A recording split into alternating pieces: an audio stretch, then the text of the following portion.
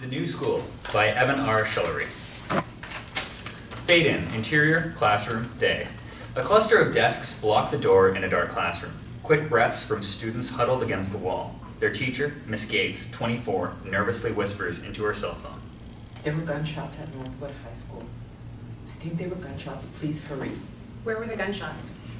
It was upstairs, I think, second floor. Did you see the shooter? No, I have no idea who it is. The frightened students tremble. The door handle is still. Cut to black. Title card, 2 months earlier. Fade in. Exterior, Northwood High School, day.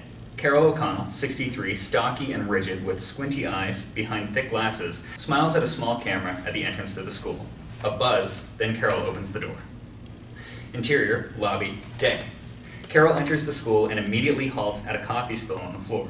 She protectively straddles the spill as a human wet floor sign and directs other staff. Got a spill here. Please walk around. Interior, hallway, day. Rooms 25, 26, then room 27. Carol's hand opens the door. Interior, room 27, day. Carol enters to find Miss Gates hanging posters in the vibrant and colorful classroom. Hello. Are you my student teacher?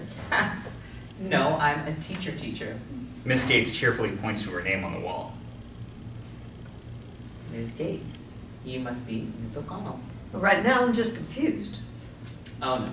Did they not tell you about the room switch? Interior, room 228, Carol's classroom, day. Carol sharpens pencils, shelves American history books, licks her thumb to clean a smudge on the whiteboard, straightens her ceramic best teacher in the world pencil holder on her desk, then places a palm tree pen in it. One more year. Carol inhales her new classroom with her hands on her hips, but struggles to form a full smile. Interior, main office, day. Carol reaches into her wooden mailbox cubby, in a grid of 50 more, exposing a wrinkled scar on her forearm. On the wood, O'Connell written in marker, faded and almost unrecognizable as other staff names are clear and fresh. Interior, gymnasium, day. The names are now the staff themselves. Principal DeMarco, 45, muscles bulge in his tight dress shirt. He firmly holds a clipboard and leads staff in a wall climbing exercise. Younger staff are strapped to the wall as others belay on the floor. It's a scene of camaraderie, but Carol stands on the side. Patricia, 52, a southern transplant, brown curls from the 80s, straps on a helmet, then crosses herself. Come on, Carol. There's nothing to worry about. No thanks. I gave up heights in my 40s. Carol's nervous eyes wander to the top of the wall where a fearless Heather Ross, 28, youth personified, has climbed. Woohoo! Yeah. Whoa. The black climbing rope becomes. Interior, Carol's home, night. A black marker line as Carol draws a Civil War scene on a transparency sheet. A path cuts through cluttered piles of outdated items and boxes as if Carol's body has been a dull machete for years. An envelope labeled Hawaii Fund rests on the coffee table. A black cat, Ulysses, rubs against her. Carol grabs the nearby cat food and puts some in a dish. Here, Ulysses. This'll get you big and strong. She pats Ulysses on the head, then adds the transparency to a stack of a dozen more completed drawings. She's prepped. Interior, conference room, morning. An intake meeting. Heather nervously fumbles papers as she passes copies to Principal DeMarco. Mr. Koenig, 49, well-dressed and meticulous, and Justin Koenig, 17. Justin is thin, his long hair scraggly, and he's slightly removed from the table, both physically and mentally, as he fixates on his phone for the duration. Justin will be in regular classes, but he can access the emotional support classroom for breaks whenever he's feeling stressed. Are we almost done? Yes, almost. Heather points to a page in Justin's Individualized Education Plan, or IEP. These are the rest of his SDIs. With your permission, I'd like to add breaking up large assignments so he doesn't get overwhelmed. SDIs? Specially designed instruction. His accommodations in the classroom? Okay, yeah. Do I need to sign something? I have to join a conference call with my firm. Yes. Please sign here to agree to the 45-day diagnostic. The team will reconvene in 45 days to assess Justin's placement. Mr. Koenig quickly scribbles his signature, then pulls his cell phone out and it exits the room. DeMarco shrugs and follows. Heather turns to Justin and offers a warm smile. Looking forward to having you start, bud. Justin plays on his phone.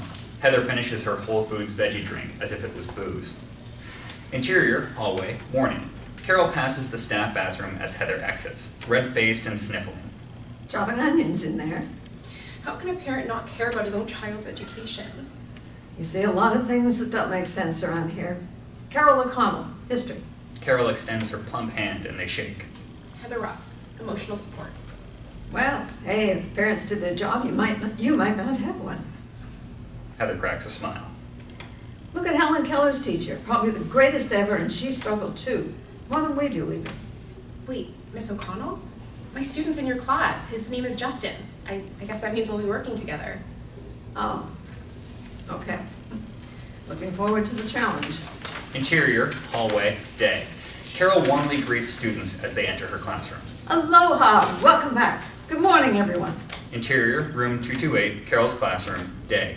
Justin stands on a desk, wobbles, then tips it over when he jumps off, drawing the attention of Will, 17, athletic and confident. Dude, the nut house called. They want you back. Justin puts his desk upright, then turns it toward the wall. Weirdo. Carol enters. A quote on the whiteboard. Those who do not learn history are doomed to repeat it. George Santiago. When you enter my class, you will kindly read the historical quote on the board, and then write a thoughtful response in the journal on your desk. You may proceed. Beth, dark lipstick, is her only act of rebellion. She quickly follows Carol's instructions, while other students appear sluggish. Will puts earbuds into his ears. Justin raises his hand. Yes? Justin points at the door. Can you finish the prompt first? Justin shakes his head. Fine. I'm not arguing with you. Justin walks out. Interior, room 224, emotional support, day. Heather's emotional support room. It's bright and somewhat infantile, with encouraging posters and a break area complete with stress balls and other sensory items. Heather places a paper and box of crayons in front of Justin. I'm asking everyone to do this, okay? Please draw a house, a person, and a tree. Justin wearily opens the box of crayons. Thanks for complying, bud. We're off to a great start. Justin smirks, then begins drawing a yellow sun. Exterior football field, night. The stadium light at a crowded football game. Carol cheers from the stands with NHS painted on her cheeks. The Northwood Lions score a touchdown. Whoa! Go Lions! Carol takes in this scene of life and joy. She inhales deeply, attempting to absorb as much as she can. These are the moments she cherishes.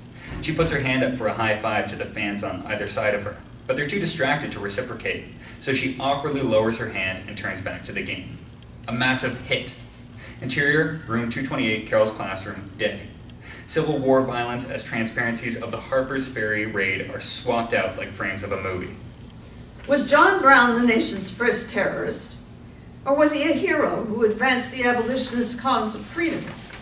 Students on their phones, while Beth takes notes. I'm getting awfully tired of seeing the tops of your heads. Don't be jealous, old school. We know you still have a dusty flip phone. When your so-called smartphones distract you from real life. Will watches a news report on his phone. Whispers grow between the students. What's all the chatter about? Another school shooting. In Boston. On screen, helicopter view of Bradley High School. Panicked students scatter as armed police approach. Familiar chaos. We've just received a report from local law enforcement that there's an active shooter situation at Bradley High School. Janita. Interior, staff bathroom, day.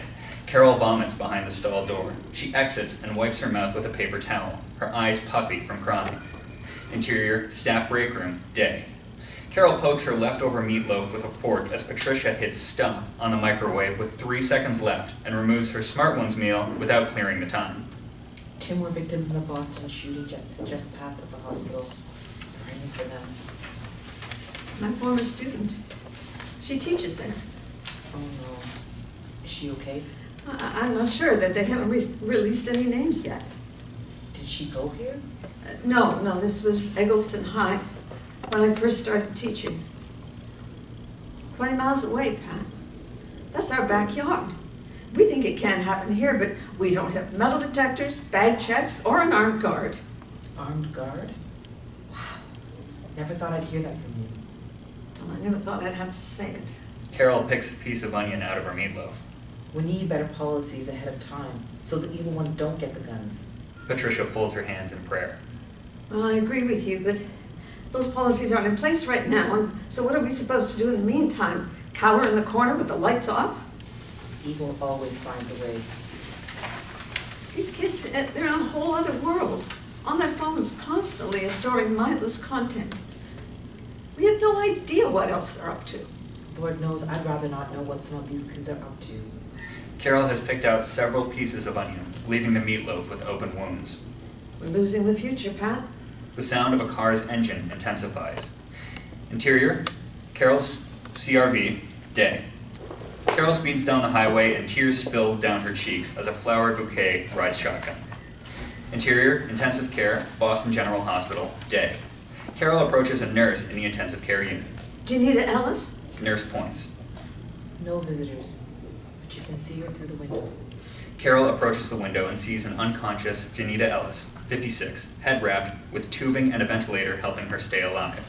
Carol gasps. Oh, my sweet Janita. She's resting. Carol spins to see Mr. Ellis, 84, Janita's father, stands behind Carol with a cane. Ms. O'Connell, isn't it? Mr. Ellis, I'm so terribly sorry. Do you want to see what that monster did to my baby? Mr. Ellis holds up an X-ray copy showing a single bullet lodged in Janita's brain. Carol covers her mouth in shock.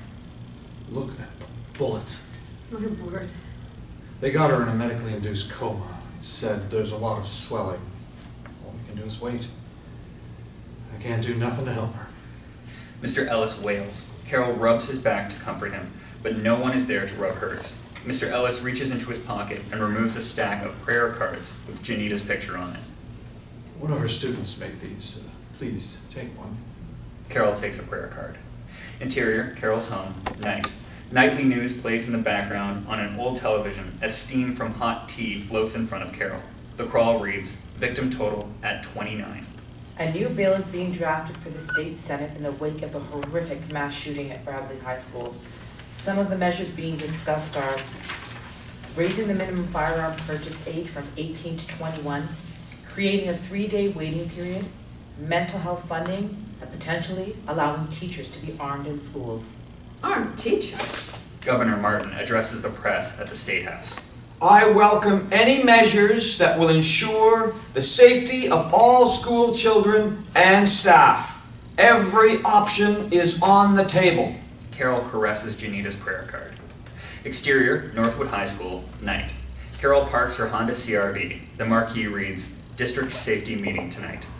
Interior, conference room, night. Tensions are high as people fan themselves in a large conference room. Concerned parents and students. 6 board members sit at a table on one side of the room, while the superintendent and other administration sit at a table across from them. Carol observes from the periphery. A microphone faces the school board as people take turns voicing their opinions. If this Senate bill passes, I think we should give teachers the option to carry it. I'm not okay with them getting shot waiting for police to arrive. A few claps, but more disapproving headshakes. What if the cops come in and you have teachers running around with guns? It would be chaos. Loud applause as most of the crowd agrees. It's not a prison, it's a school. A gun-free zone is a soft target. Maybe if we had a few armed teachers, it would deter a shooter from picking the school in the first place. Heather wears a large heart necklace and steps to the microphone. Hi everyone, my name is Heather Ross and I'm a first-year special education teacher here at the high school. I just wanted to say that our kids need to feel loved and they need to feel safe. Arming teachers won't do that. If anything, it will do the opposite. Fear only leads to more destruction. We should oppose this bill. Thank you. Applause. The room settles down, but nervous energy remains. While new measures are being discussed, both at the state level and in the district, I'm asking all of our schools to run their safety procedures 3 times a month instead of once, and John Aldridge, 45, broad shoulders and prominent Adam's apple, holds a stack of flyers and approaches the microphone. yes, Hello, everyone. My name is John Aldridge. I'm representative and trainer for the FASTER program. FASTER stands for Faculty Administrator Safety Training and Emergency Response. we don't want you. Now, hold on. I just want you to listen. If staff want to sign up for our next session, they can do so by next Friday. Our training involves more than firearms. It's CPR, emergency response. You're trying to put guns in our schools. You probably work for the gun lobby. Get out of here. This is just about being prepared, nothing more. Moore shouts as he politely excuses himself from the microphone. As he exits, a hand reaches out and knocks the flyers out of his hand. Aldridge postures momentarily, then winks before leaving. Heather watches Carol bend down and pick up a flyer. Interior, Carol's Honda CR-V, night. Carol's car idles as she looks at the faster flyer and registration phone number. She shakes her head, crumples it up, and tosses it on the passenger's side floor. Exterior, Northwood High School, day. The front door opens. A long line of students enter, their backpacks trailing like a series of train cars. Reveal Carol on the bottom of the steps as she casually observes. Interior, cafeteria, day. On cafeteria duty, Carol scans the emotional kaleidoscope of student faces. Blank stares, eyebrows clenched in anger, hands fidgeting in anxiety. A group of girls take selfies with their phones. Carol approaches disapprovingly. Girls, let's experience life the way nature intended. Miss O'Connell, Consciously. Miss O'Connell, you have to see this new app. It's called Phage, like face and age. Is those words combined? Thanks for explaining. You can take a picture of your face and tell it to make you a certain age, older or younger. See? That's me at 50. You can even change stuff around on your face like your hair. Oh, how productive. You want to try it? No thanks. I'm on duty. The girls giggle as Carol remains unimpressed. Interior, room 228, Carol's classroom, day. Justin turns his desk away from the class. He then removes a paperclip and opens it, hidden from Carol's view. He pounds it hard on the desk to straighten it. Will chuckles at him. Knock it off, Will. Carol watches Justin rest his head on his desk and look at his phone. Interior, room 224, emotional support, day. Carol knocks on the door while entering Heather's classroom. Excuse me, Heather? Heather closes out some online furniture shopping. Miss O'Connell, greetings. Carol peruses the room and finds various stress balls. You know, when I first started teaching, you could tell the metal ones by the number of teeth marks on their pencils. Heather grins with a cringe. Carol picks up a stress ball and squeezes it. I see a lot has changed. Carol peers into a trash can. Broken wood pieces. I'm trying to get him to express himself more appropriately. He's actually a very sweet boy underneath it all. Sweet? Huh? Barely says a word in my class. I think he's on some heavy-duty meds. Poor thing. You gave me his SDI. Would I be able to view his whole file? Sure. Heather pulls up Justin's file on the computer, then leaves her seat. Carol sits down and reads Justin's file. Emotional disturbance, bipolar, residential, threats to staff, suicidal ideation. He was in Cedar Brook Residential Facility for most of middle school. I can see why. Heather's antennae go up. He's had a pretty tough life. One I wouldn't wish on anyone. I bet you can find the good in all of your students. It gets tougher with time, I'm afraid. Try not to lose that, honey. No problem. What's a diagnostic placement? He's here on a 45-day trial. The IEP team will reconvene 45 days from the start of school to determine if this is the right placement for him. Carol eyes 45 days. Carol then notices a framed picture of Heather and Matt, 30, plain, with a pleasant smile. Boyfriend? Husband, just married in July. Any children? Not yet. Can't wait to be a mom, though. Good for you. Interior, room 228, Carol's classroom, day. Carol puts an X in red pen on a wall calendar, Wednesday, October 31st. Interior, room 228, Carol's classroom, day. Carol eyes Justin's empty desk as the other students write in their journals. The sound of writing grows and morphs into a distorted scratching in Carol's mind. The scratching is interrupted by a loud pop. Carol jerks her head towards the hallway. What was that? Everyone stay where you are. Carol slips from her desk and approaches the door. Her hand trembles as she reaches. She grabs the handle. Interior hallway, day. The door slowly opens. Carol pokes her head into the hallway. A clack sound as she sees two boys jousting with lacrosse sticks. Hey, knock it off. They stun. Sorry, old school. Interior room 228, Carol's classroom, day. Carol, shaken, enters her classroom. Attention, we are going into lockdown. I repeat, we are going into lockdown now. This is a drill. Everyone against the wall, now. The students walk to the wall and sit down. Carol turns off the lights, locks the door, and sits between the door and her students. The room is still, dark, and quiet. Carol's eyes scan a coffee mug and scissors on her desk. A shadow under the door. Then, the door handle violently shakes. Let me in! Let me in right now! Some students snicker, while Carol focuses on the door handle. Interior, room 228, Carol's classroom, minutes later. Students pack up as Carol paces back and forth. Ms. O, If a person has a gun, can't they just shoot the door to get in? Yeah, then they could just blast us all. Carol rubs her temples. Maybe if you guys shut your mouths, he wouldn't want to come in here in the first place. Why does it have to be a he? Because it's always a male. Enough. Just follow the procedure. That's all we can do until help arrives. Got it? The bell rings, students grab their things and scurry out. Carol exhales, then begins stacking textbooks. A piece of paper slips out of a textbook and lands on the floor. Carol opens the folded paper to reveal a disturbing drawing in blue marker. A classroom shooting scene. A figure holds a rifle while other bodies lay dead. Jesus Christ. Interior, copy room, day. Carol makes a copy of the drawing. Interior, Principal DeMarco's office, day. Principal DeMarco surveys the drawing as Carol points her shaking finger over his shoulder at the drawn gun. Did you see who drew it? No, but I have my suspicions. Koenig. Hold on. You can't jump to conclusions.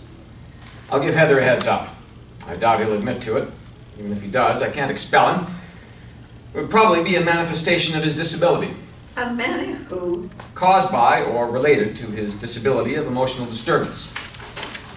Look, I appreciate you bringing it to my attention. I will investigate, I promise. That's it? For now, yes. And this stays between us. We don't need to cause a panic. Oh no, we wouldn't want that. Carol leaves, unsatisfied. DeMarco takes another look at the drawing, then turns it over, lifts a stack of folders on his desk, and slides it underneath. Interior, intensive care, Boston General Hospital, night. Janita's family members, Mr. Ellis, and a group of her students congregate and share tears and prayers.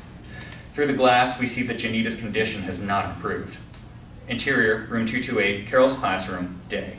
Carol instructs with her trusty overhead projector. Anthony, 17, a shifty pipsqueak, scoots closer to Justin. You see the post I tagged you in on Instagram last night? Justin shakes his head. I thought I tagged it right. Clown assassin? Oh, I forgot there were two asses in assassin.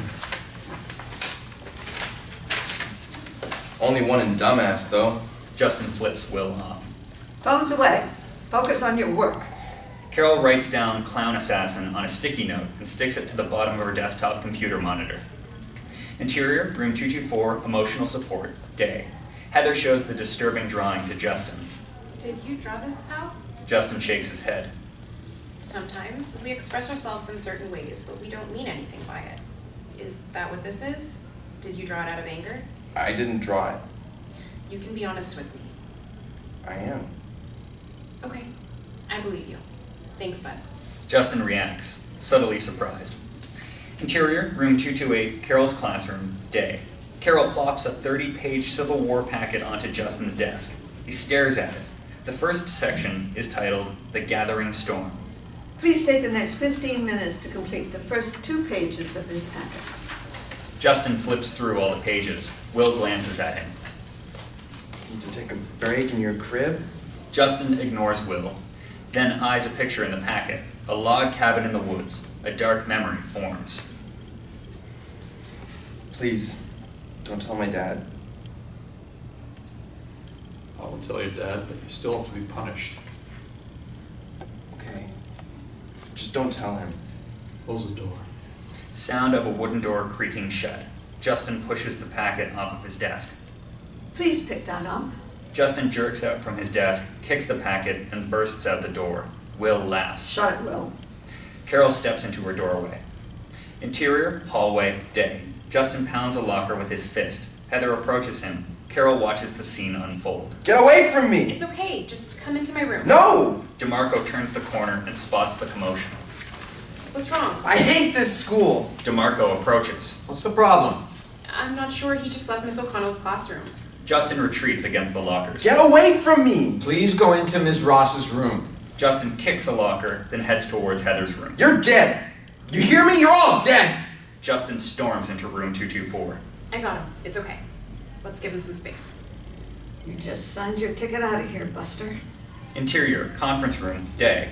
A manifestation hearing with Carol, Heather, DeMarco, Mr. Koenig, Justin, and a few other staff. Justin said he was given a 30-page packet by Ms. O'Connell. All eyes turn to Carol.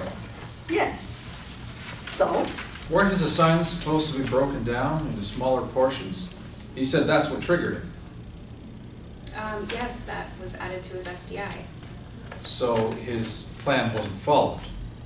Carol writes, "What about the drawing?" on her notepad and discreetly shows it to DeMarco, who quickly scribbles it out with his pen. Okay, so if that's the case, then I think we can say that it was the LEA's failure to implement the IEP. Either way, I think the team will agree that the statements were a manifestation of Justin's disability. Does anyone think it wasn't a manifestation? Carol subtly turns her hand upward. Ms. O'Connell? I guess I'm missing something here. I mean, no disrespect, but why should it matter if his disability caused it? It's IDEA law to protect children like him from being discriminated against Discriminated against? He made severe threats, because of his disability. says you. Heather's face reddens. Okay, let's move on. The majority of us agree that it's a manifestation of his disability. So that's what we'll put on record. Our counselor conducted a threat assessment and found no cause for immediate concern. Dad, you've confirmed that Justin does not have access to weapons in the home. That's right. Carol drops her pen on her notepad. Interior, Principal DeMarco's office, day. Carol faces DeMarco in his office with her fists on her hips. So, he just gets to stay. You didn't follow his plan. He threatened to kill everyone. He's clearly a danger. This district shelled out over $100 grand from lawsuits last year. I can't have another one. So we're going to meet in 45 days to discuss. That's too much time. You need to trust that I'm doing everything within my capacity to keep my school safe. We have to work within the system. You're wrong. Excuse me? You called it your school. You're wrong about that. It's my school too, Carol leaves. Interior hallway, day. Carol steams. asshole. Interior room 228, Carol's classroom, day. Carol clenches her fists at her desk. She knocks the best teacher in the world pencil holder to the floor, shattering it. Interior room 228, Carol's classroom, minutes later. Carol futilely attempts to glue her pencil holder back together. She notices the sticky note with Clown Assassin on it. She plucks it off of her computer. Interior phone store, day. A young service rep finishes instructing Carol with a new smartphone. You'll have to set up a profile, a picture, a brief description of yourself. My cousin has a link to his band page. Too bad his band sucks. Thanks for the help. Interior, Carol's home, night. Carol follows instructions to download the Phage app. Make yourself any age. Carol attempts to take a selfie and forces a smile. She clumsily drops her phone. Shit. She picks up her phone and snaps the selfie. On the Phage app, she selects 18 as the age. If only it were this easy. Transfiguring. Carol's Phage picture appears. It's an uncanny likeness of Carol, but thinner, smooth skin, life in her eyes. My word. Carol turns her phone towards Ulysses. Look how pretty Mama is. Carol gives herself longer blonde hair and blue eyes. Carol then clicks on Instagram, select profile picture. Carol selects her younger Phage picture as her Instagram profile. Her account name is @LittleMissDanger. She types @ClownAssassin on the search line. @ClownAssassin's profile appears with a picture of a middle finger. It's private. The follow icon. Go out on a limb. That's where the fruit is. She clicks follow, and it changes to requested. Interior, hallway, dead. Carol watches Justin at his locker, on his phone. He curls his dark hair around his ear and takes a selfie. A scream startles Carol.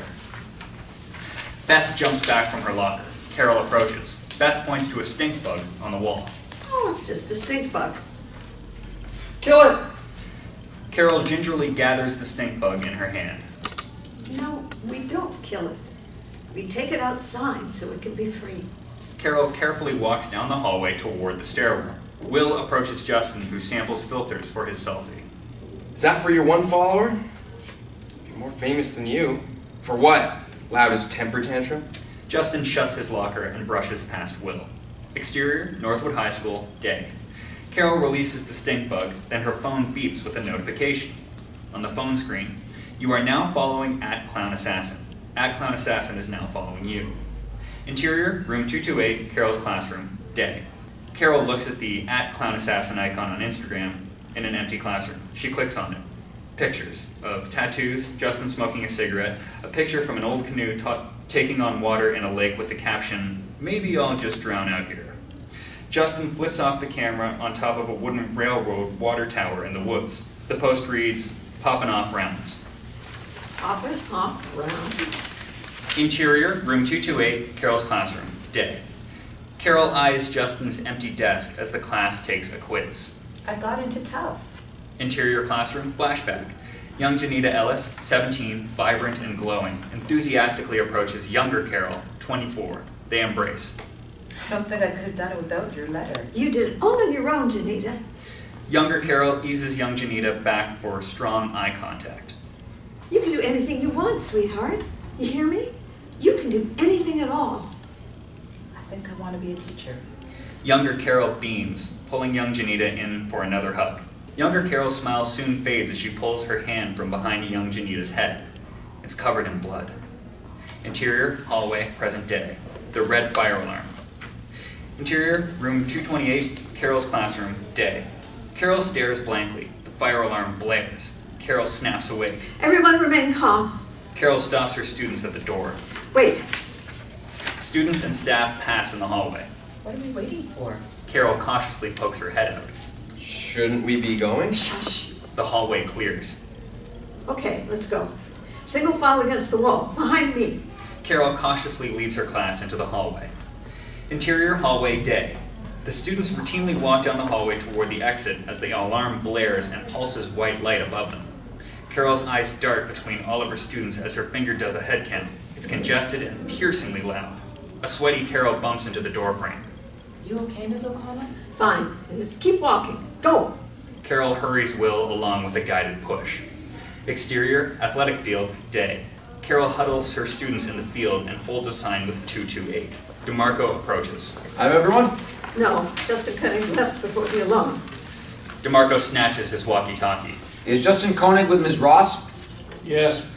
Please report that to your lead teacher next time. DeMarco leaves. Patricia approaches Carol. At least the Lord bless us with sun today. You okay? It's a dry run. What? Carol's head swivels. It was probably just a malfunction.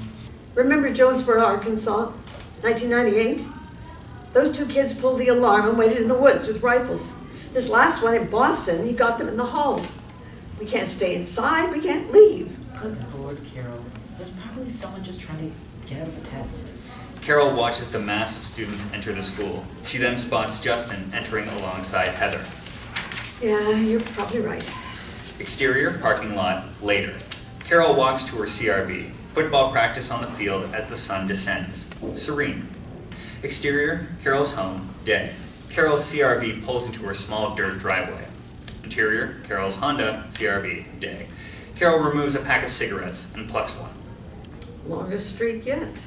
Carol lights the smoke, relaxes for a moment with her window down, then looks down at the crumpled paper on the floor. She holds the cigarette in her mouth, reaches for the paper, and opens it to reveal the Faster logo and registration phone number. Carol removes her new smartphone, dials, and takes a long drag before returning the cig to her other hand. Hi, I'm calling to register for the Faster course near Mansfield. Are there still openings? Interior, room 224, emotional support, day.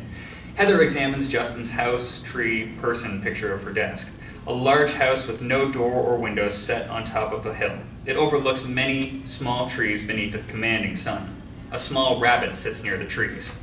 Where's the door? Why would I need a door? For people to get inside. I'm already inside. She touches the exterior of the windowless house. What's that? Jesus, you startled me. Just a drawing. Of what? Heather quickly stuffs it in her desk. Just a little therapy exercise. Did you ever talk to Justin about the other drawing? Yes, he said he didn't do it. I believe him. You do, huh? Heather nods. Carol examines Heather for a moment. Well, I guess that's that. Carol walks to the stress balls and squeezes one. Hey, I was wondering if you'd be able to help me with something after school today? Sure. I had to go furniture shopping with Matt around 5, but I have a good hour. Great. Meet me in the lawn at 3. Carol notices a plate of cookies on her way out and snags one. Help yourself. Carol bites it. They're gluten-free. Interior, room 228, Carol's classroom, day. Carol spits the cookie into the trash. Exterior, parking lot, day. Heather carries a gym bag and approaches Carol. Where's your car? I ran to work this morning. Ran? Like with your legs? Yes. Hop in, you can co-pilot. Interior, Carol's car, day. Carol drives as Heather rides. So where are we going? Oh, not too far. I hope you still have some energy left. Exterior, railroad, water tower, day. Carol and Heather exit Carol's CRV next to the railroad water tower, a 25-foot wooden structure with a ladder. Cool water tower. Many moons ago, my ex-husband and I climbed up there and carved our initials. Aw, how sweet. Well, I was wondering if it's still up there. Oh, Heather looks up. You don't have to. nope, I got it. Fear's all in our heads, right? Heather climbs the wooden ladder. Carol lights a smoke. Heather is halfway up when her foot slips. Ah, Carol coughs as Heather hangs for a moment, then pulls herself up. I'm okay. Heather reaches the top and peers at the nearby lake. Wow, heck of a view up here. Where are your initials? Right below the handrail, on the back side. Be careful. Heather steps around, kneels, then runs her hand over the faded initials C plus T. Found it. It's still here. How cute. Oh, great. Anything else up there? Heather looks around. Cigarette butts, and there's a spray paint tag. Of what? A number, 30. 30? Carol scribbles 30 into a little notebook. I'm gonna take a picture of your initials.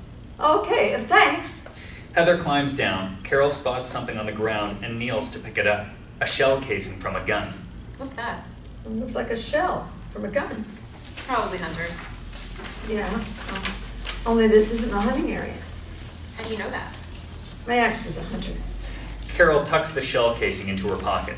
Interior, Carol's Honda CRV, day. Carol drives and smokes. Heather rolls down her window. I'm surprised you don't smoke cigarettes.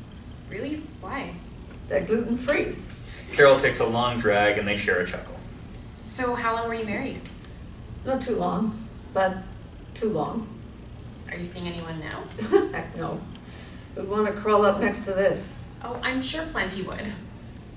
So, what kind of fun things do newlyweds like to get up to these days? We're going to the march this weekend against the Senate bill. You know, the one that's talking about arming teachers? Yeah, I heard about that. So crazy. With everything we teachers have to do, they want to give us guns. I wish they could get teachers to use the copier without jamming it. Exactly. See, we can agree on some things. Carol squints through her cigarette smoke. Although with some of these kids, you have to wonder. Exterior, Northwood High School, flash forward. Justin, now with a buzz cut, skateboards towards the front of the school. I know Justin yelled those terrible things, but I don't think he would actually do something like that.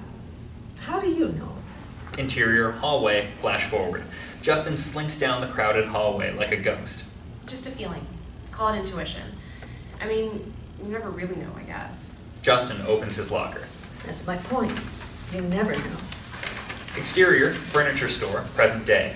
Carol drops Heather off at the furniture store. Heather exits Carol's CRV and greets men, 30, post office attire, with a hug and kiss. Heather gives Carol a wave. Carol gazes at the two lovebirds walking hand in hand, then drives off. Interior, Carol's home, night. On television, footage from inside a courtroom. Chase Michael Simmons, 17, buzz cut with a little effect in an orange jail jumpsuit and flanked by armed security. Chase Michael Simmons was arraigned today.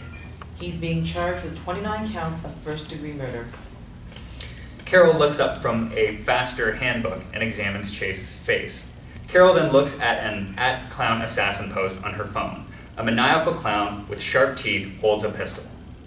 Exterior, Massachusetts State House, day. Anti-gun protesters face off with gun advocates outside of the State House in a frenzied scene on Beacon Street in Boston. Vote no! Guns in schools have got to go! Vote no! Heather and Matt chant along across from a Defend 2A sign.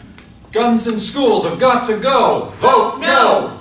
A handgun on a sign with an X through it. Exterior, Faster Training Facility, day.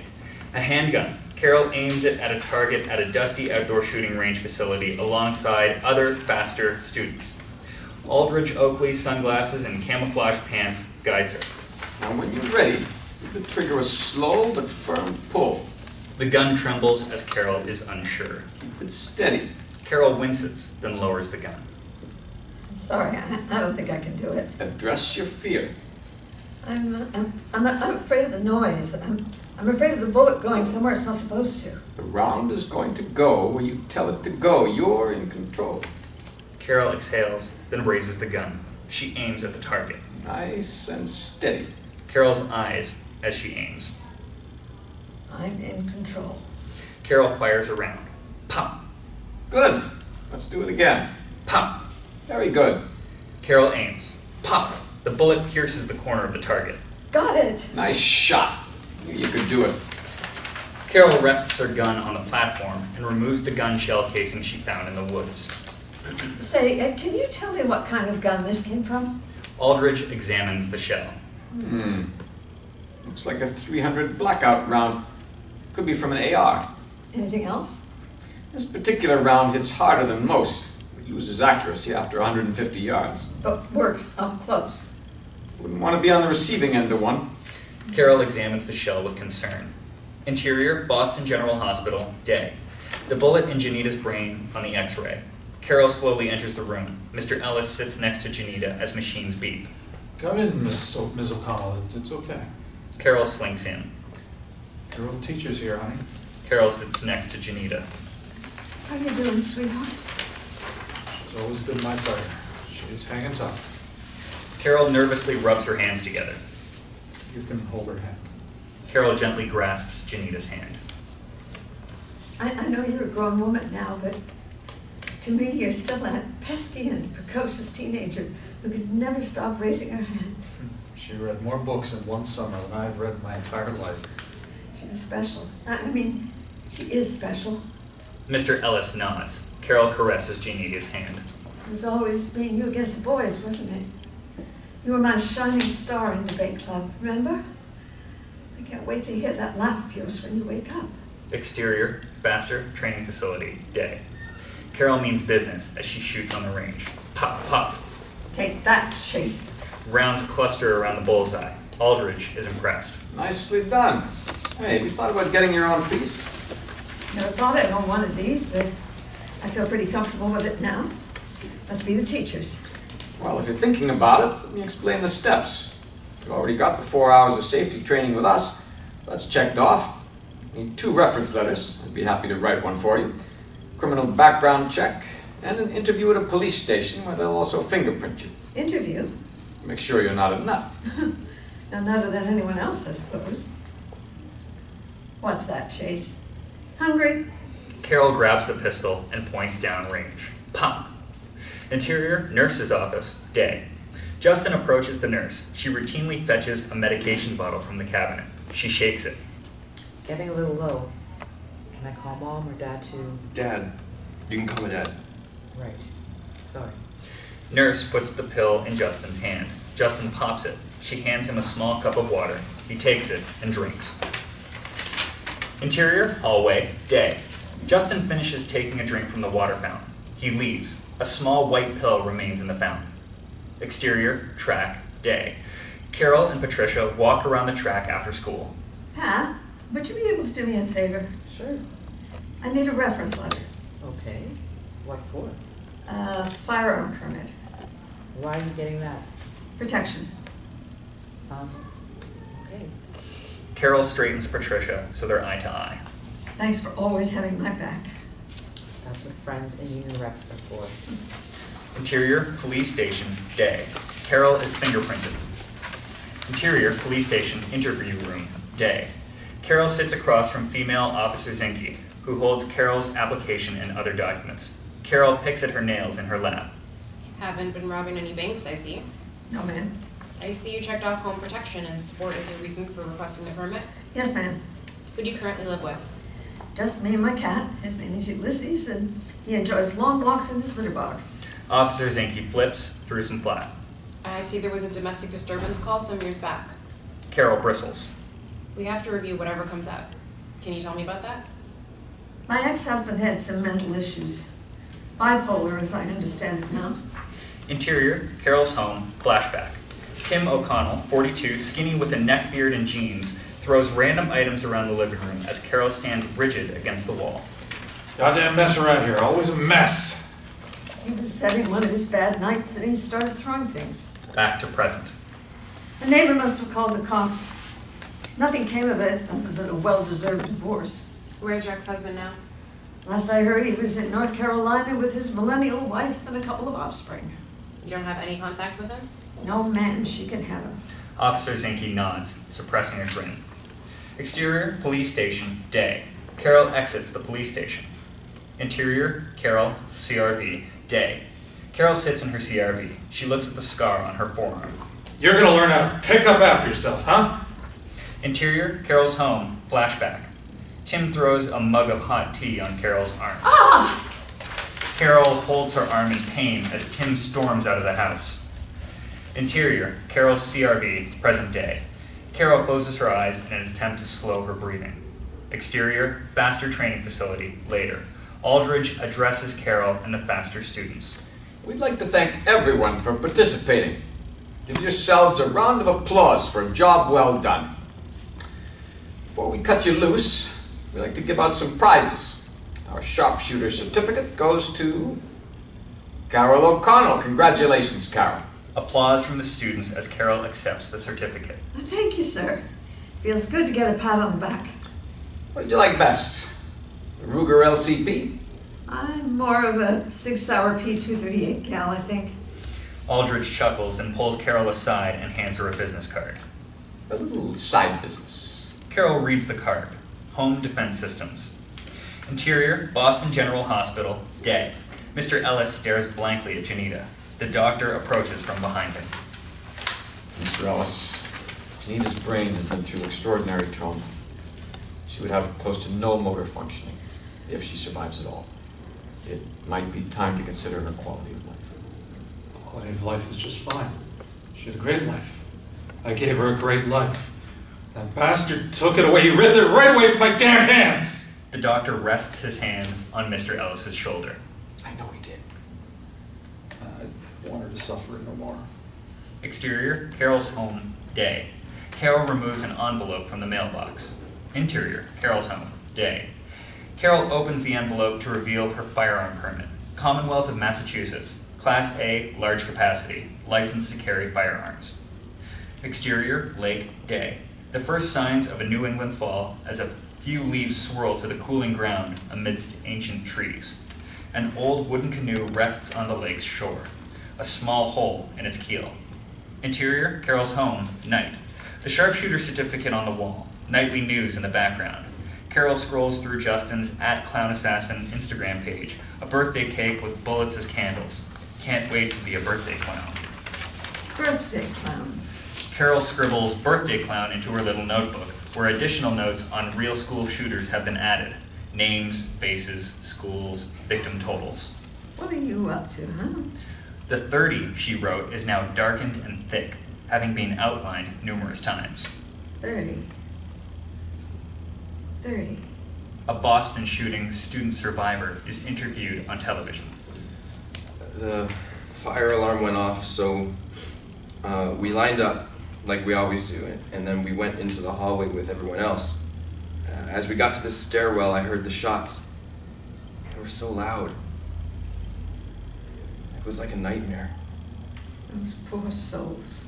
Carol squeezes Ulysses tighter than he'd prefer. Interior, room 228, Carol's classroom, day. Quote on board. Whatever is begun in anger ends in shame. Benjamin Franklin. The students write in their journals. Justin's empty desk. The fire alarm sounds. Carol hops out of her seat. Wait! Carol walks to the door as students and staff can be heard in the hallway. Carol locks the door. Old school? Wait at your desks. The students share looks. Carol presses her ear to the door. Interior stairwell, day. A mass of staff and students descend the tight stairwell. Exterior, athletic field, day. Students and staff line up on the field as DeMarco checks in with teachers. Where's O'Connell? I'm not sure. Interior, room 228, Carol's classroom, day. Carol remains at the door. Ms. O'Connell, shouldn't we have left by now? Carol stares at the door handle. Ms. O'Connell? The hallway is quiet. Miss O'Connell, I'm not trying to get burned. Might be an improvement. Will smirks at Beth. I think it's safe. Students share a concerned look. Carol slowly opens the door. Interior, hallway, day. Carol slowly steps into the empty hallway, then turns to her class. Stay behind me. Exterior, athletic field, day. Carol leads her class out to the field as the rest of the school watches, confused. DeMarco makes a note on his clipboard. Carol marches over to Heather. Where is he? He's not here. Yeah, 'cause he pulled it. Why aren't you looking for him? DeMarco gestures to go back inside. Everyone back in! Carol marches towards the school. Miss O'Connell. What? He's not in school today. Baloney. Carol marches into the school and draws a few stairs. Interior, hallway, day. Carol approaches the custodian as he mops up the purple ink that sprayed out of the fire alarm when it was pulled. Any footprints? No camera here either. Of course not. But let's put our budget towards a new scoreboard for the football team. Carol pounds her fist against a locker. Interior, Principal DeMarco's office, day. DeMarco addresses Carol as Patricia sits next to her as union rep. Talk to me. What's going on? Well, I'm a little concerned that some kid might pull the fire alarm and try to shoot my students when they're in the hallway. Please lower your voice. You don't work in an orchard for 40 years and not know how to spot the bad apples. He made those threats and he drew that picture. And I think he might have access to guns. Why would you say that? Call it intuition. DeMarco sighs. We're all concerned about something like Boston happening here. That doesn't mean we don't follow other safety protocols. Keeping students inside during a fire alarm puts them at risk. They're at risk, all right. We all are. Consider this a verbal warning. Likewise. Next incident will be a write-up. Don't try me. Okay, I think we can end this here. Ms. O'Connell got the message. Is there anything else we need to? Carol gets up and leaves. Interior, room 224, emotional support, day. Justin shows Heather an A on his math quiz. She raises her hand for a high five, but he doesn't slap it.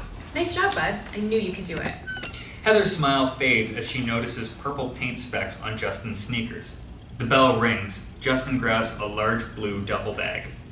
You need to start keeping your skateboard stuff in your locker, okay? Fine. See you tomorrow, bud. Justin leaves. Heather rattles her fingers on her desk and glances at Justin's diagnostic meeting on her calendar. Exterior, track, day. Carol and Patricia walk the track after school. Do you know there have been hundreds of school shootings since Columbine? Hundreds, Pat. Great for those kids. Do you know how many rounds were fired at Sandy Hook? Why are you looking at that stuff? 154. He had 10 30-round magazines. He fired 154 rounds in 4 minutes, killing 20 babies and 6 adults. Carol, Do you know how quickly the police can get here from the station? no. I do.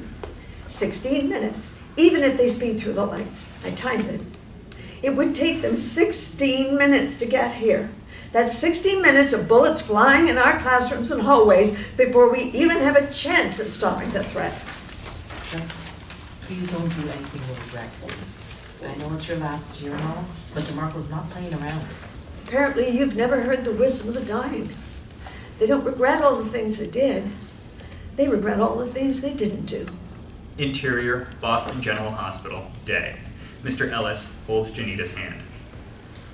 Wait for me in heaven, okay? Say hi to Mommy and Granny for me. I'll see you again. Bye, my angel. Mr. Ellis kisses Janita's forehead. A nurse removes Janita's IV, then flips a switch on the ventilator. The ventilator breathes one last time, then goes silent. Interior, Carol's home, night. The Sig Sauer P238 .38 caliber pistol as Carol shops for some guns on her phone. A news report on the television. Breaking news. One of the 2 victims of the Bradley High School shooting has died at the hospital. Carol looks up in horror.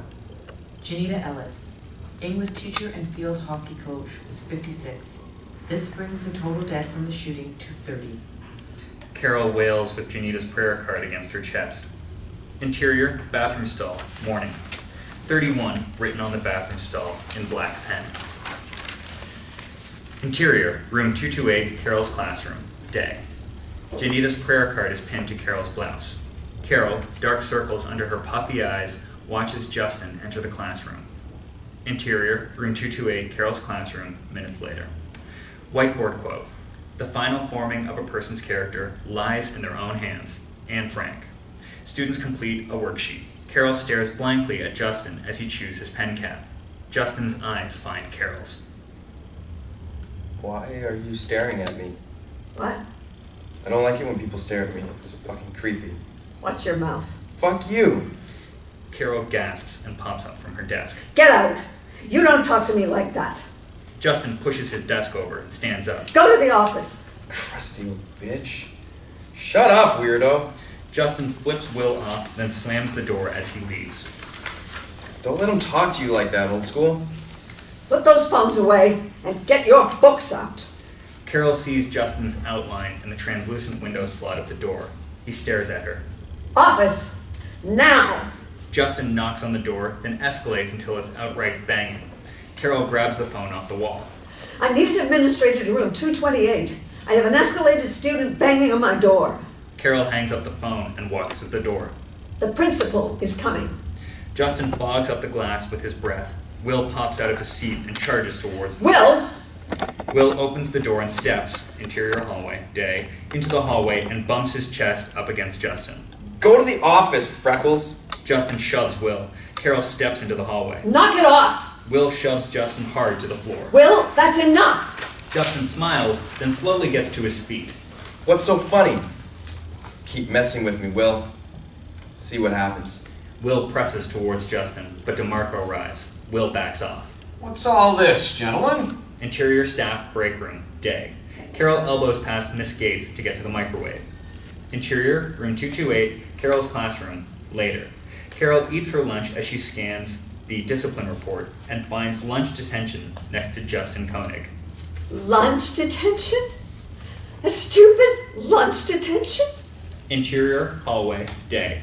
Justin on his phone at his locker as Carol's short heels clump toward him. Justin's thumb quickly swipes and pushes his phone screen. Good afternoon, Mrs. O'Connell. Listen, you pale little punk. Don't you ever use that type of language in my classroom again. You got it? I'm just trying to learn. Good. I'm happy to teach you. But that means you need to sit down, shut your mouth, and listen up. I don't care if you have ADD, ODD, or LMNOP. Got it? And if you ever think about harming me, my students, or anyone in this school, I will bury you so deep they won't be able to find you. Miss O'Connell, you're in my personal space. Could you maybe back away, please? Carol slowly backs away. Justin returns to his phone. Carol turns and storms down the hallway. Carol turns the corner and bumps into Heather. Damn it. Sorry, Miss O'Connell. I just wanted to tell you that Justin's diagnostic meeting is this Wednesday. I can't make it, okay? I have a funeral to attend. Oh, I'm sorry. No one wants to hear what I have to say anyway. I wanted you to be there. Well, I can't. Do whatever you're going to do with it. Carol brushes past Heather. Interior, Carol's bedroom, night. Carol picks mothballs off an old black dress on her bed. Ulysses rubs against her. Interior, Carol's home, night. Carol types how to start a memorial scholarship into her phone. Exterior, Carol's home, night. Carol paces on her porch, smokes a cigarette. She removes her phone. The time reads 1:12. She pulls up at Clown Assassin's profile. Picture, a younger Justin with his mom on a lake's bench. A canoe rests on the shore behind them. When did you start giving up on kids, Miss O'Connell? Interior, cafeteria, day. Justin eats alone in the busy cafeteria. Carol approaches and sits next to him. What's on the menu today? Carol shifts around, uncomfortable. How are your other classes going? Why are you talking to me? I thought we could start over. Justin scoffs in disbelief. I do. I care about all of my students. I just need you to follow my rules in the classroom. You shouldn't be talking to me about rules, Carol. Justin removes his phone and presses play. Good afternoon, Mrs. O'Connell. Listen, you pale little punk. Don't you ever use that type of language in my classroom again. You got it? Justin presses stop on his phone. What is that? It's called recording. Why did you do that? To share at my meeting. Delete that, please. Oh, now you're being polite to me. Do it. Now. I can see the headline now. Teacher fired for threatening to bury special education student. What a nice way to go out, Carol. Maybe you could... Delete it! Some stares. Carol feigns a smile. Justin shows Carol his phone screen, then holds his finger over the delete button. Something you should know about me, old school. He puts his phone away without pressing delete. I get what I want. He picks up his tray. My dad wants me to go back to Cedar Brook, but I'm not ready to leave just yet. So I'd appreciate your support. Justin leaves the table and throws out his trash. Carol fumes. Interior, church, day. Janita's funeral. The church is packed with young, old students, a diverse group of all those Janita touched. Mr. Ellis sings Amazing Grace. Interior, staff bathroom, day. Amazing Grace continues as Carol views Janita's prayer card. Interior, conference room, day. Justin's diagnostic meeting. Heather, Carol, DeMarco, Mr. Koenig, and Justin sit around the large table. Okay, so we're here to discuss Justin's progress and to determine if Northwood High School is the best placement for Justin at this time. I think you should go back to Cedar Brook. They ran a much tighter ship. Okay, it technically has to be a team decision. What does everyone think? I think we can still support him here, but I also want to respect Dad's decision. Ms. O'Connell? Carol glances at Justin on his phone. I'm not sure. I agree with you, Heather. I think we can support him here, but Dad, if you have other concerns... Truth be told, I just lost my job. I need to know that he's being monitored more closely. He's been sneaking around too much lately. Okay. I think that's probably the best decision at this time. Justin sets his phone on the table. Ms. Ross? Heather passes the form in front of Mr. Koenig. Justin's eyes find Carol. Dad, you can sign here to give approval for the district to seek an alternative placement, okay? Mr. Koenig reads. Carol taps her fingers. Mr. Koenig clicks the pen. Justin presses play on his phone. Good afternoon, Mrs. O'Connell. Oh, wait. Wait a second. Justin stops the recording. What? Maybe we can discuss it some more. Discuss what? Well, I'm just not sure about it now. I mean, he hasn't been here that long. Shouldn't he have more time to adjust? Shared looks as Carol's fear actually seems to morph into a genuine plea. I don't want us to give up on him. I think we can help him here. Exterior, lake, day. The dark sky opens with a clap of thunder. The old canoe on the shore rocks with the wind. Exterior, cemetery, day. Janita's burial. The casket, tears. Interior, room 228, Carol's classroom, day. Carol scrubs her already clean desks hard, just removing paint now. Heather enters quietly, but Carol can smell her. What do you want? Why did you help him stay? I don't know. I shouldn't have. How come you changed your mind? Finally realized you can't save everyone on the planet? I wanted him to stay. I was just respecting Dad's wishes. Yeah, right. You wanted me at that meeting to be the muscle to get him out. What, he not do a yoga thing with you? What? Go eat your gluten-free cookies and twist your body into a pretzel on a thin mat and pretend nothing's wrong with the world. Heather's eyes well up with tears, and she dashes out of Carol's classroom. Interior, room 224, emotional support, day. Heather does paperwork at her desk. Carol pokes her head in. Hey, don't forget there's a whole world out there beyond these walls. Excuse me, some of us have paperwork to do. Carol makes her way to the yoga mat and kneels down. She begins stretching. Oh, yeah, this feels great. Carol stretches weirdly. This one's called Concrete Block. Can you please stop? I'm trying to concentrate. Carol lifts her thick legs into the air. And now for the turtle in trouble. Carol kicks her legs. Heather attempts to hide her smile. And finally, the upside down boulder. Heather snorts a laugh and Carol warmly accepts it, then sits cross-legged a long moment. You know, my students, their paperwork reads like abbreviated Stephen King novels. But underneath it all, they're just like every other child. Every other person, really. They just need to feel loved. Oh, honey, I wish that was all it took. Some kids are just too far gone, I fear. You think I'm naive. There's a risk we take in investing so much of ourselves. There's a hidden cost. I'm okay with that. I know you are, for now. Carol stands up. I'd like to have you and Matt over for dinner What? When? tomorrow night. Really? Carol nods. Tell me what you like. We're both vegan. Carol rubs her eyes. Exterior, cemetery, day. The rain is now a steady mist as Carol solemnly approaches Janita's fresh headstone with white roses. I'm sorry I wasn't here today. You could have been anything you wanted, Janita. An engineer, doctor, anything. Why did you have to be a teacher? Carol lays the roses down, then kisses Janita's headstone. Goodbye, my love. Interior, Carol's bathroom, day. Carol pulls the trigger on a cleaning spray bottle. Interior, Carol's living room, day. The living room is now in full view and clean. Carol eyes her sharpshooter certificate on the wall. Interior, Carol's kitchen, day. Carol washes vegetables between gulps of red wine. I like last names as first names, like Carter or maybe Jackson. Interior, Carol's dining room, night. Carol, Heather, and Matt finish up at the table.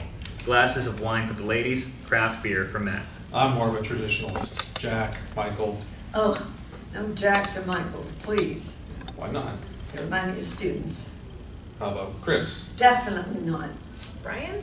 Oh, God, no, he was obnoxious. Fast gas, something awful, too. You've had hundreds of students, Carol. What names are left? Well, it would have to be, some weird celebrity baby name, like Pine Tree or something. Maybe we'll worry about it when we're actually pregnant. Do you have any children, Carol? Heather elbows Matt. No, I'm sorry, I didn't mean to. It's okay. go- we tried for 3 years, and then the doctor confirmed that I was unable to have kids. Oh, I'm so sorry. I think it hurt Tim even more. I still had my students, at least. He just had the railroad. Heather nods sympathetically. Sometimes you forget about it, and it hits you like a truck and you're back to getting that bad news all over again, feeling completely helpless. Matt and Heather share a look, not sure what to say. Matt starts collecting plates. This meal was delicious. Yes, excellent. I'm gonna help with the dishes. Oh, don't worry about that. Let him go. He enjoys it. Matt leaves the table. Got yourself a good one there. Yeah, I do. Exterior, Carol's porch, night. Heather joins Carol on the porch swing. You know, it's been almost 20 years since I've had company. Really? Carol nods. Well, you should do it more often. You're a great host. Carol gulps wine. I'm not ready to retire, Heather. I thought I was, but I'm not. Northwood High runs through my varicose veins. I'm sure your impact will be felt for a very long time. Well, I appreciate your positivity. And I admire the fact that you've taught for so long. What's the secret? You have to be utterly fearless in the defense of your students. Absolutely dauntless at all costs. That's it. Heather nods. How come you changed your mind at the meeting? Carol circles her wine glass with her finger. Well, I never change my mind. Heather, confused, shifts uncomfortably in her seat. Can you point me to the bathroom? Through the living room, first door on the left. Thanks. Interior, Carol's living room, night. Heather passes through the living room and curiously notices a lone, nail and blank wall space. Interior, hallway, night. Heather exits the bathroom and notices a framed picture tucked away in the closet. Heather slips the frame out. Faster, at the top of the certificate. I think I had too much wine. Heather quickly stuffs the certificate back into the closet as Carol approaches behind her. Yeah, me too. And you're welcome to stay if you're too tipsy. Thanks, but Matt can drive. He's the responsible one. Only compared to you. I appreciate you coming over. Carol approaches Heather and gives her a hug. Heather politely hugs back. Carol holds her tightly. I wish you could stay. Heather freezes, taken aback. We had a nice time, Carol. Thank you. Interior, Matt's car, night. Heather enters the car as Matt waits at the wheel. She was a character. You okay? Yeah, let's just go. Interior, Carol's bedroom, night. Carol is tipsy as she holds Janita's prayer card photo. She removes her phone and pulls up the Phage app. Her hand shakes as she holds it over Janita's face and takes a picture. She selects the age as 17. Transfiguring. Carol nervously awaits the results. Phage picture. Janita at 17, just as Carol remembered her. Carol breaks down in tears, then collapses into her pillow and sobs, on Carol's eyes as they slowly close. Interior, Carol's home, days later. Carol's eyes open. Her fingers press a code on a metal lockbox. Click. It opens to reveal her new Sig Sauer pistol. Carol closes the case and practices the code again. Click. The gun case opens. The Hawaii Fund envelope, now empty, in a wastebasket. Interior, DeMarco's office, day. Heather sits across from DeMarco. I want Justin removed from Miss O'Connell's history class. Problems? I'm worried that I think he'll be able to build a better connection with someone else. I think it's a good idea. How about we wait until the end of the marking period for a clean transition? Great. Thank you. Interior, hallway, day. Another 31 written in black marker in the hallway as students transition between classes. Interior, room 224, emotional support, day. Heather does yoga as Justin watches. Try a stretch. Justin reluctantly does an arm stretch. Heather claps in excitement. Heather notices Justin's dirty fingernails. She extends her hands for Justin to grab them for a hamstring stretch. Justin steps off the mat as another student enters. Interior, biology class, day. A fetal pig awaits dissection. Justin stares at it as Patricia leads the bio lab. As you complete your dissection, please label the organs on the worksheet. You may begin. Justin looks to his peers as they excitedly get started. He notices Will discreetly lift the pig out of the container. Watch him twerk. Will gyrates the pig to make him dance. Justin looks down at his own pig, then sets his scalpel down. Interior, room 228, Carol's classroom, day. Carol, at her cluttered desk, opens Justin's journal and finds a lengthy response to the quote. It was not well to drive men into final corners. At those moments, they could all develop teeth and claws. Stephen Crane, The Red Badge of Courage. This quote means that everyone has their limits. People can only be pushed so far before they snap and lash out. Interior, hallway, day. Carol slowly walks past students as the custodian mops up a water spill on the floor. Carol's point of view, water spill. The water becomes a pool of blood. When Crane writes final corners, he's referring to the last boundary before someone reacts violently, a breaking point. Carol spots Justin discreetly scribbling in a notebook while looking at an exit sign. He finishes, then disappears in the crowd. Some people might develop teeth and claws due to a threat towards them. For others, it could be just their natural state that they've had to suppress due to society's expectations and rules. Carol looks up at the red exit sign. Either way, damage will be done. People will suffer. Interior, shooting range, day. Carol pops off rounds from her Sig Sauer. She reloads like a pro and continues firing. A perimeter of cameras. That's what you need if neighborhood kids are breaking into homes. Interior, Carol's home, day. Carol paces on her cell phone. Okay. Yes, now that makes sense. Interior, Aldridge's truck, day. Aldridge, in hunting gear, drives while on the phone. His son, 8, rides next to him. Rifle bags lay behind them. We got these new cameras that send a live feed right to your smartphone through an app, like a baby monitor or something. Interior, Carol's home, day. Yeah, I think that's what I need. Interior, Aldridge's truck, day. Great. I'll send you an order form. Thanks, Aldrich. You got it. Aldridge hangs up, then playfully ruffles his son's hair. Interior, Carol's home, night. Carol opens a small surveillance camera package as Governor Martin signs the gun safety bill on television. Let me be clear that this is not a pro-gun bill, but a pro-choice bill. I am giving school districts in the Commonwealth the option of allowing staff to exercise their Second Amendment right on school grounds. The debate can then proceed on the local level. I expect that debate to be rigorous but civil as we continue to move toward a safe and brighter future for our children. One more hurdle. The black eye of the camera.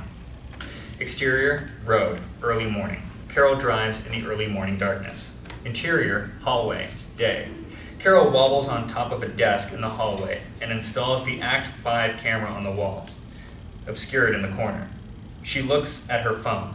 A live feed of the hallway pops up on her phone screen. Ms. O'Connell? Interior, room 228, Carol's classroom, day. Carol watches the live feed, an empty hallway. What should we do next? Move on to the next chapter on Reconstruction, please. Will's earbuds and red cord. Carol's point of view, red cord. The cord becomes flesh hanging from an open wound on Will's head. Interior, staff break room, day. Carol sits apart from the crowd. Heather sits down next to Miss Gates. School board votes on that gun measure tomorrow. No way, it'll pass. I can't believe it got this far. Arming teachers, are they serious? Heather spots Carol, but Carol averts her eyes down to her food. Carol then gets up and leaves. Interior, hallway, day. Beth frolics towards a melancholy Carol. Ms. O'Connell, got a sec? Of course, Beth. I was wondering if you'd be able to write me a letter of recommendation. Sure. What are you going for? I'm applying to Tufts. I want to be a teacher. Carol's face remains flat. Beth's smile fades. What's wrong? I thought you'd be happy. Well, I am. I think you should explore all of your options. I have. That's what I want to do. Teach, like you. Carol avoids eye contact. I don't think I can write you a recommendation letter, honey. I'm sorry. What? Why not? Well, I don't think I'm a good person for the job. What? Of course you are.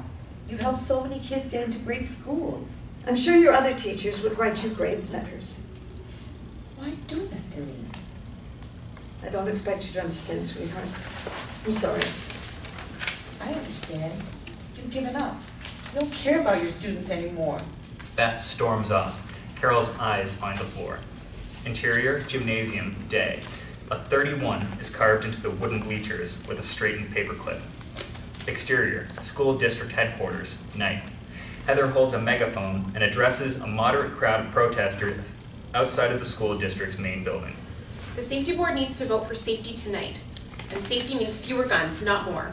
Applause. Our students are watching and they will learn by what we do. We must do right by them.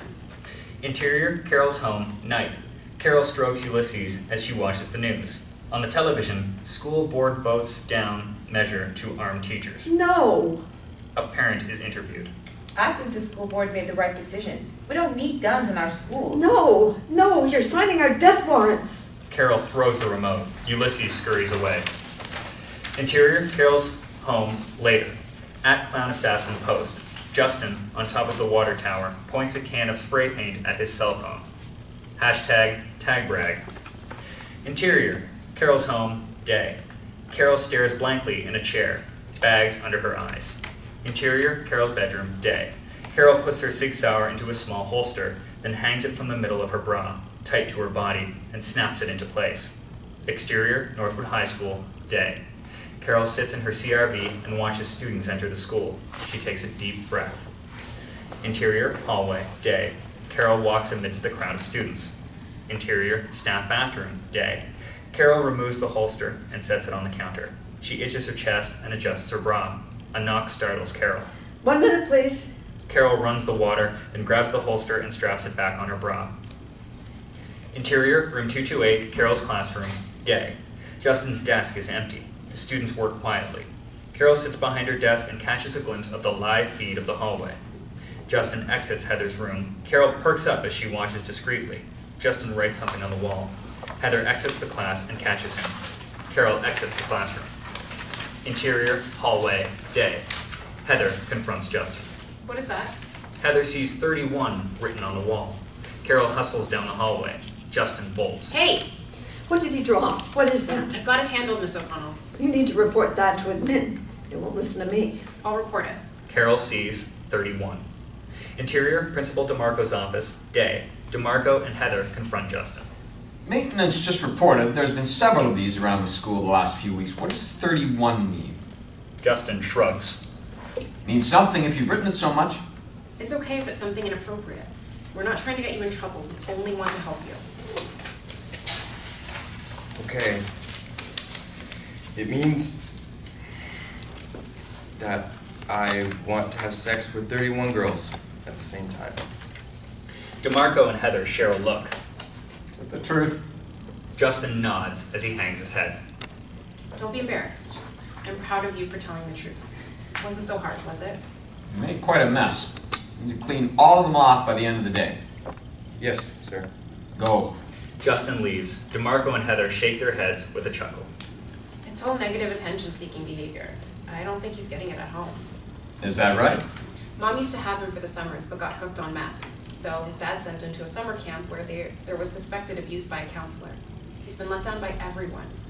I can't imagine how I would feel towards the world if that happened to me. Interior, room 224, emotional support, day. Heather places positive notes on students' desks. You can do this, as soft music plays. Carol busts in and disrupts the peaceful vibe. What did he say? He said it was about wanting to have sex with 31 girls. He's lying. Oh, come on, Carol, how do you know? Well, I haven't quite figured it out yet, but it has to do with what he's plotting. I know you participated in that FASTER program. What? No, I didn't. What else have you been up to? Nothing. This isn't about me. Heather smirks. What? Heather shakes her head. No. What were you thinking? You claim to seek the truth, but I don't think you want to touch it. Try me. It's as if you want him to be evil, Want him to be evil? Why the heck would I want that? so you can be the hero. Yeah, so you can swoop in and save the day, and everyone can celebrate you, maybe throw you a parade down Beacon Street. And then you can ride off on your horse into the retirement sunset, forever the ultimate savior of Northwood High School. That's what you want, isn't it? That's ridiculous. He's a troubled kid, but he's not on some kind of kill mission, okay? I know him better than you do. You're in denial. Blinded by your idealism. Get out of my room. Carol grits her teeth and stomps out. Interior, hallway, day. Carol exits Heather's room and notices her Act 5 camera on the floor. Interior, room 224, emotional support, day. Heather on her room phone. Hi, Patricia. I don't want to get anyone in trouble, but Miss O'Connell has me very concerned right now. Interior, hallway, minutes later. Carol pulls a chair into place and steps on it. Patricia approaches. Carol, what are you doing? Don't worry about it. No one else does. Is that a camera? Please get down. No. DeMarco approaches. What's the problem? Patricia points to Carol. What are you doing? If no one else is going to do anything around here to keep the students safe, I will. Ms. O'Connell, please get down. Carol struggles to stick the camera to the wall and clumsily hops off of the chair. Let's go to my office to discuss this. No. Enough, Carol, please. No! It's not enough. Carol marches back to Heather, who stands in her doorway. Give me his locker combination. I can't do that. Give it to me. DeMarco steps between Carol and Heather. We need to look in his locker. I can't search anyone's locker without reasonable suspicion. Carol throws her shoulder into the locker. DeMarco has seen enough as he restrains her arms. Carol folds her arms over her chest. Get off me! Help me walk her out. Patricia takes an arm. He's going to kill everyone. Why don't you see that? Exterior, Northwood High School, day. Patricia walks Carol out with DeMarco and Heather close behind. You're suspended, and you're not allowed on any of the district grounds until further notice. Carol throws her hands up. Carol, go home and rest. Cook yourself a nice meal and forget about this place for a while. The blood will be in your hands too, Pat. You're an accomplice. I suggest you think long and hard about how you want your time here to end. I have thought about it. Carol walks away from the group. She slowly gets into her car and drives off. Heather becomes wobbly. Patricia steadies her. I feel sick. It's okay. Deep breath. From a classroom window, Justin peers over the scene. Interior, Carol's CRV, day. Carol cries as she drives. She pounds her steering wheel with the heel of her hand, then quickly lights a cigarette. Interior, room 224, emotional support, day. Heather enters her classroom holding her stomach. She sits at her desk, then notices Justin's blue duffel bag on the floor. Exterior, water tower, day. Carol stands at the base of the railroad water tower. She looks up at the ladder, then flicks her cigarette. Interior, room 224, emotional support, day. Heather approaches Justin's duffel bag. She slowly unzips it. She opens the bag to reveal a skateboard and dirty clothes. She exhales, then zips up the bag. Exterior, water tower, day. Carol slowly climbs the water tower ladder. She reaches the top and nervously steps onto the platform. The spray painted 30 is now 31, and CMS is also spray painted with a line through it. CMS. Chase Michael Simmons. Carol peers out over the nearby lake. You're driving yourself mad, Carol. Carol turns back to the graffiti. I just don't know. Carol then spots the carved C+T on the wood base. She kneels down for a closer look. She picks at it with her nail and scrapes a small piece of wood off. Satisfied, she now extends all her claws to scrape harder, faster, frenzied, until snap, her nail breaks. She grimaces, but notices that the initials are now unrecognizable. Interior, Carol's bathroom, night. Carol wraps a Band-Aid around her broken nail. Interior, Carol's home, night. Carol sits on the floor and looks through old pictures. Younger Carol on field trips to museums, class pictures, sports teams, happier times. Interior, Carol's home, night. Carol, sleepy-eyed on the couch. She looks over at Ulysses. Looks like retirement might come early, Ulysses. Carol kisses Janita's prayer card. Good night, my angel. Carol drifts asleep in the glow of the TV. Interior, Carol's home, morning. Carol wakes to news on the television. The last of the Bradley shooting victims, Shannon Jacobs, was finally released from the hospital last night. Exterior, Northwood High School, morning. Justin carries his blue duffel bag into the school. Interior, Carol's kitchen, morning. Carol feeds Ulysses, then starts a pot of coffee as Shannon Jacobs, 15, is interviewed on TV. It feels great to finally be out. I have a long road ahead of me, but I'll be okay. I just feel so sorry for the other 30 people who didn't make it. Carol stops peeling an orange. 30. Carol turns to the TV. She would have been number 31. Carol sets the orange down and walks into the living room. Carol removes a folder from a stack of materials. The disturbing drawing, 30, 31, birthday references, Carol's handwritten notes that have tried to make sense of this for weeks. It was 30, and then he changed it to 31. Janita's prayer card. Janita died. That's when it changed. Chase Michael Simmons' picture. Carol runs her thumb over Chase's buzz cut. He's got a buzz cut.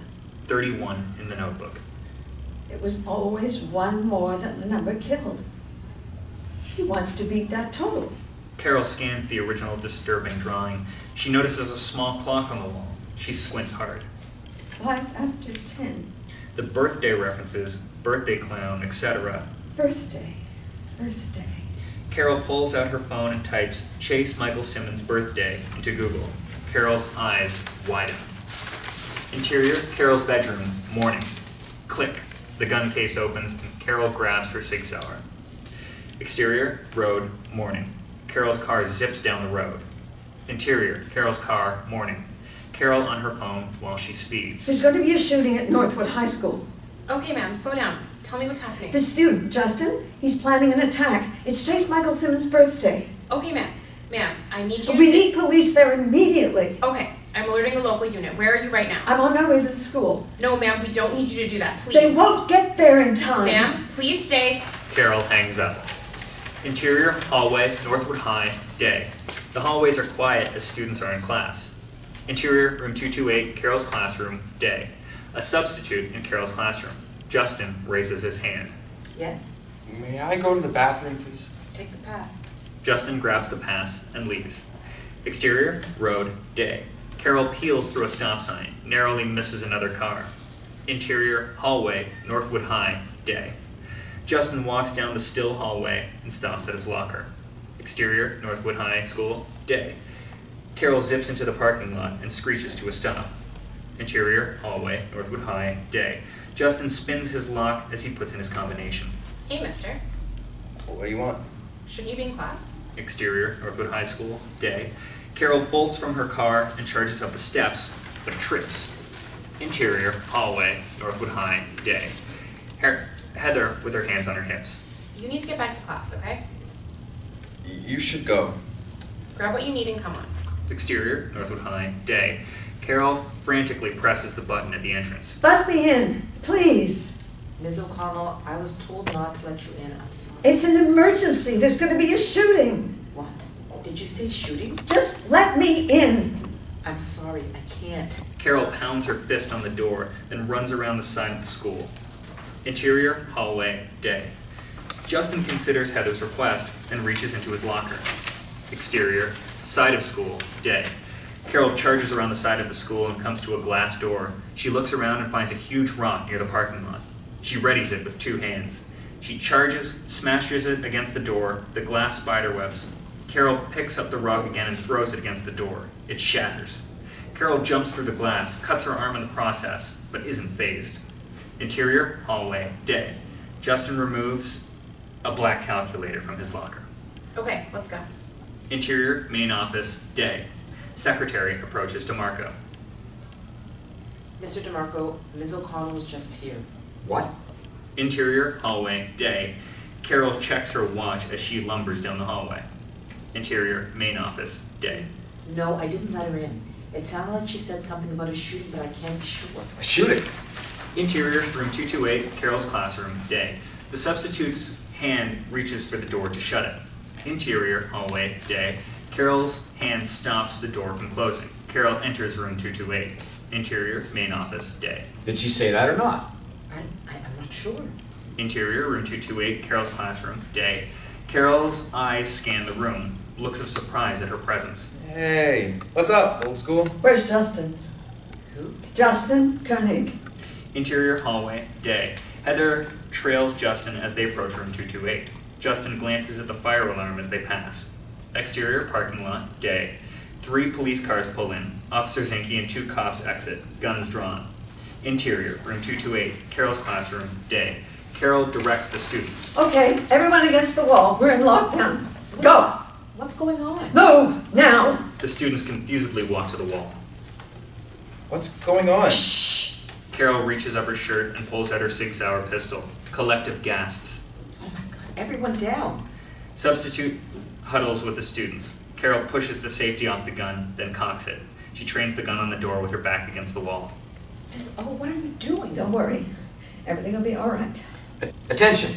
We are going into lockdown. I repeat, we are going into lockdown immediately. Not a drill.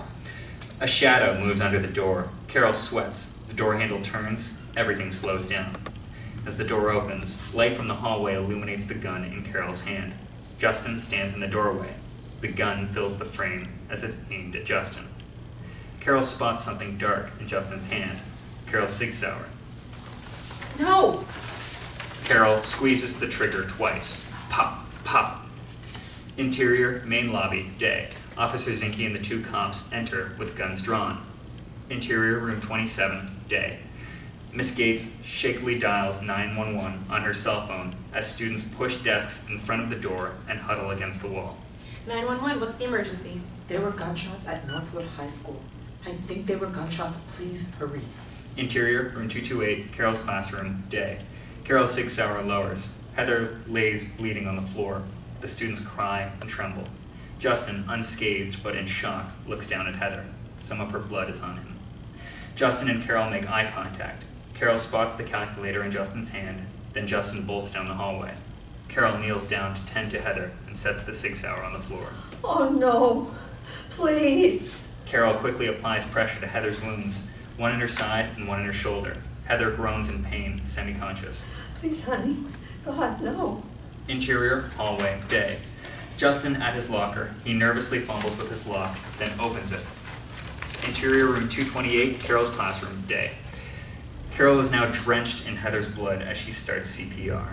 The substitute ushers the students past Carol and Heather and out of the classroom. The frantic students have to step over Heather to leave. Go, get outside. Interior, hallway, day. The students run past Justin at his locker in the hallway. Justin removes his blue duffel bag, shuts his locker, and is absorbed by the flow of running bodies. Interior, room 228, Carol's classroom, day. Carol continues CPR on a pale Heather. The substitute checks for Heather's pulse. Why did you do this? I didn't mean to shoot her. Exterior, Northwood High School, day.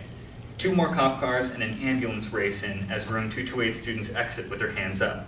Amidst the chaos, Justin lugs his large duffel bag and separates from the pack, slipping between some cars and crossing the street. A cop approaches the group of students. Where's the shooter? She's inside. It's our teacher. What room number? Will puts his arm around Beth. 228. Shooter's a female staff member, last seen in room 228. 228, approach with caution. Interior, hallway, day. Officer Zinke and the cops approach room 228 with guns drawn. They come upon Carol, Heather, and the substitute. Where's the shooter? It was me. I shot her. But there's a student Put your hands up, now.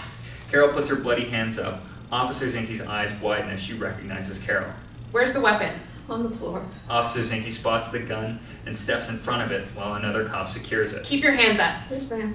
Is that the only weapon? Yes, ma'am. Officer Zinke retrieves handcuffs from her belt and locks them on Carol. Cop number 3 takes over CPR on Heather. Any other victims? No, I don't think so. We need medical. One victim, room 228. Shooter is secured. Officer Zinke stands Carol up and walks her down the hallway. I thought he had a gun and he was going to shoot up the school. Who?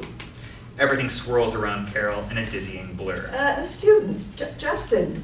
It's his birthday. He wrote 31. He was going to kill everyone. Officer Zinke looks at the substitute, who shakes her head. You can tell us what happened down at the station. Right now, you have the right to remain silent. EMTs rush past Officer Zinke and Carol with a stretcher and arrive at Heather. Carol looks back with concern. Is she going to be okay? Officer Zinke continues Carol's Miranda rights. Don't let her die, please. Exterior, Northwood High School, day. Officer Zinke walks Carol out. Tears, incredulity, fear, and anger on the faces of students and staff. Patricia eyes Carol in fear and disbelief. Carol is put into the back of a squad car. The police cruiser passes the students. Carol makes eye contact with them through the window and touches the glass. Interior, woods, day. Justin, out of breath, has made his way to the woods with his blue duffel bag. He puts it at the base of an oak tree and covers it with sticks and leaves. Interior, ambulance, day. EMTs continue CPR on Heather as she's hooked up to an IV. She lost a lot of blood. Hang in there. Interior police station, day.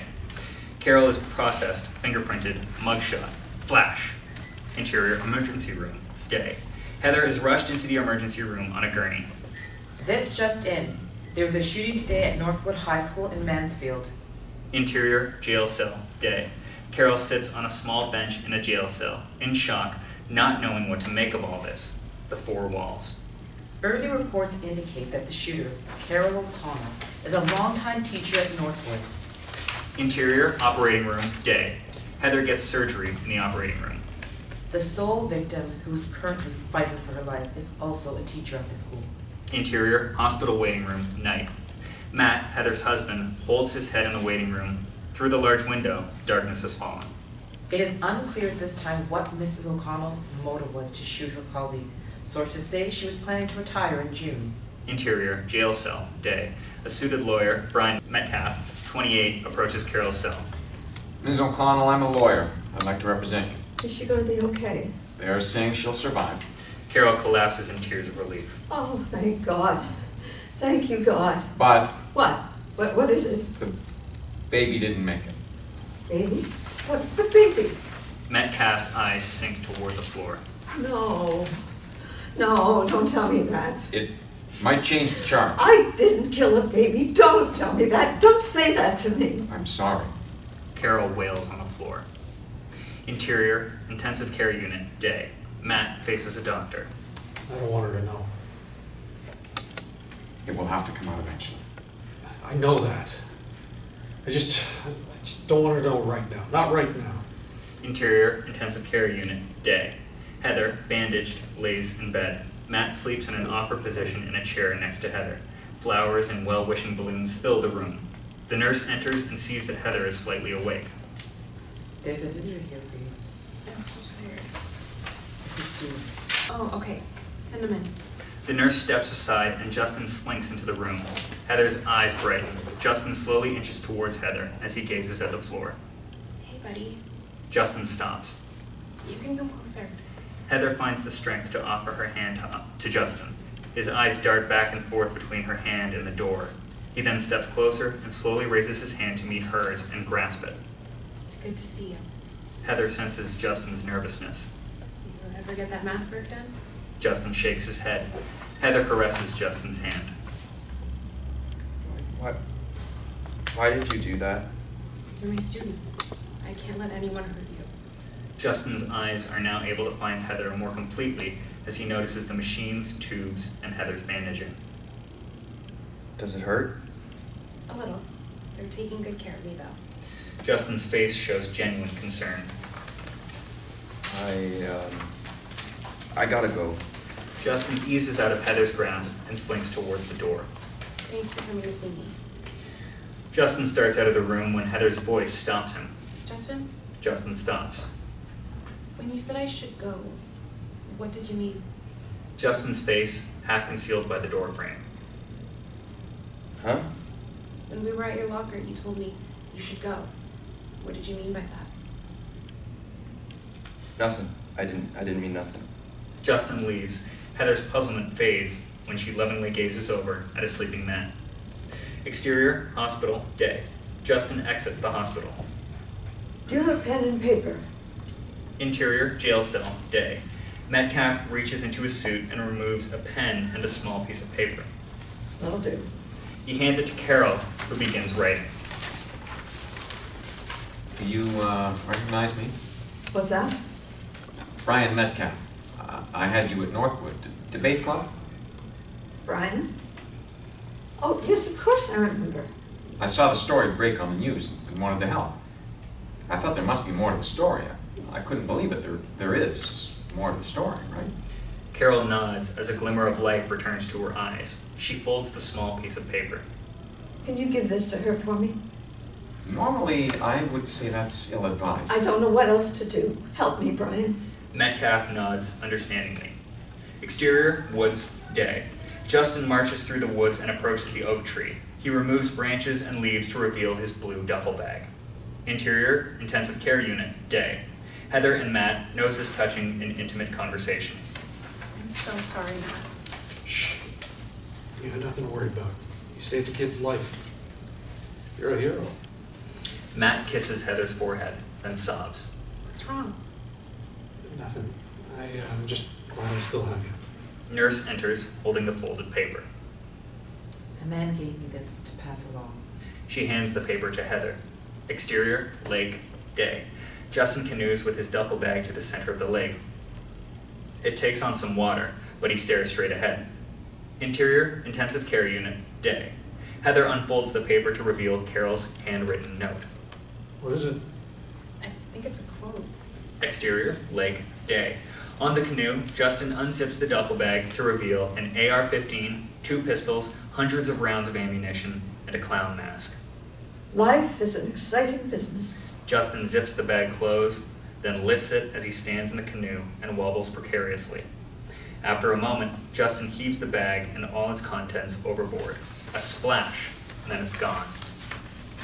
And most exciting when it is lived for others. Justin remains standing in the canoe as the sun pokes through the clouds and touches his face. He closes his eyes and finds his balance. Fade out.